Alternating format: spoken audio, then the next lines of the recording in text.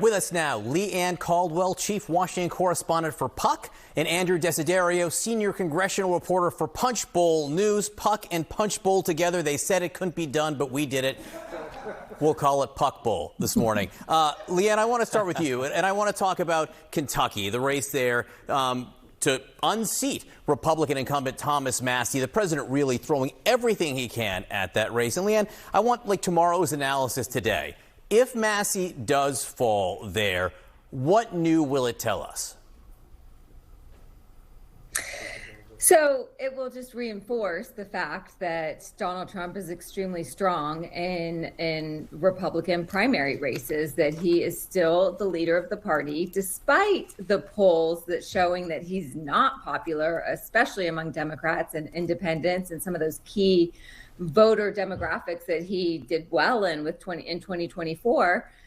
But if Thomas Massie is defeated, it will show that of Donald Trump's grip on the party, and it'll also show that money is a huge factor still, even in these primary races in rural Kentucky, which has become one of the most expensive House primaries in the country, and a very cheap media market. So you can only imagine what sort of advertisements and how the deluge of advertisements that voters there are seeing.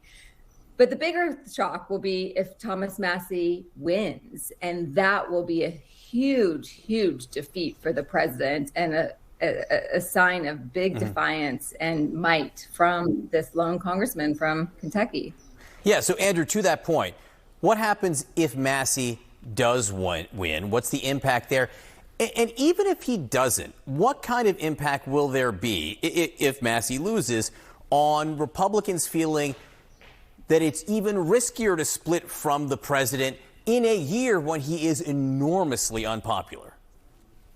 Yeah, you just hit the nail on the head there. There are a lot of Republicans, especially as they get past their primaries this year, who are going to feel like they need to show some independence from the president, from this administration, in order to win in a general election, right? And the risk that they run in doing that is that this is going to come back to bite them eventually in the future. It might not be this year, but it could be 2 years from now, 4 years from now, 6 years from now, as, of course, Senator Bill Cassidy learned just a few days ago when the president essentially recruited a primary challenger just a few months ago and ended up locking him out of a runoff in his reelection fight. Of course, Senator Cassidy's sin in the Republican Party was being among that small group of Republican senators back in 2021 who voted to convict Donald Trump in his second impeachment trial.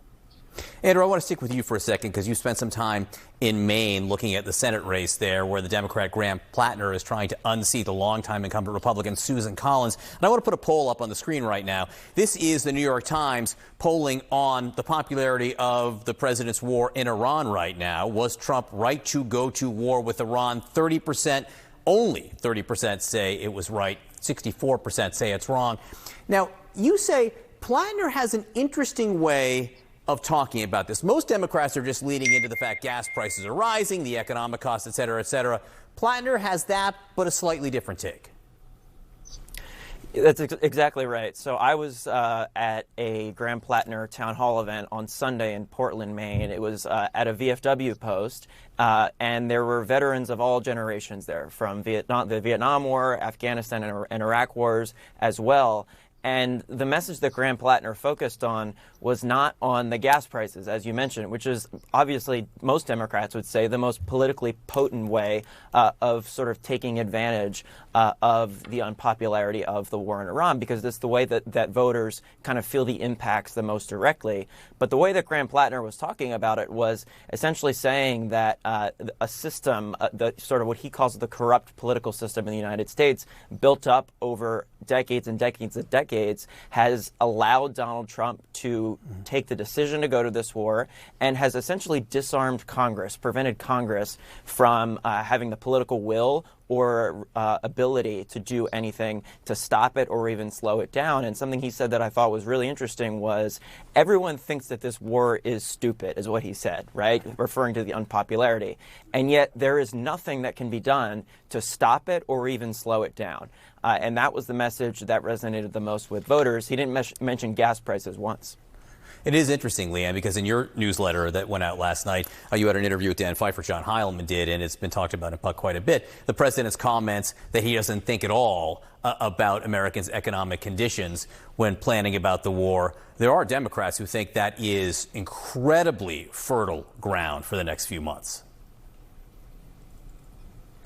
Yeah, my colleague Heilemann talked to Dan Pfeiffer, and Dan Pfeiffer said that it was perhaps the most damaging political statement that has ever been made. And the reason is because you can make an assertion about the economy that, like Biden did and President Trump is doing now, that, affordability is not that bad. There's factors in the economy that are actually good.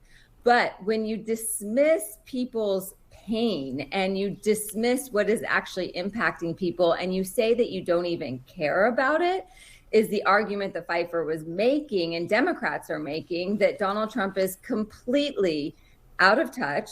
He does not care about people, and he's also distracted by things that the American public doesn't want or isn't important to them, including this war in Iran, including overseas, what happened in Venezuela as well. And the list goes on and on.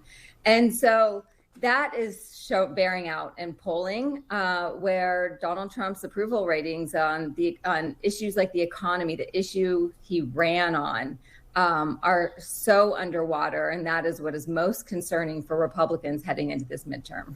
It's mid-May, still a few months to go, but sooner or later, things get baked into the cake. Leanne Caldwell, Andrew Desiderio, great to see both of you. Thanks so much. Kate?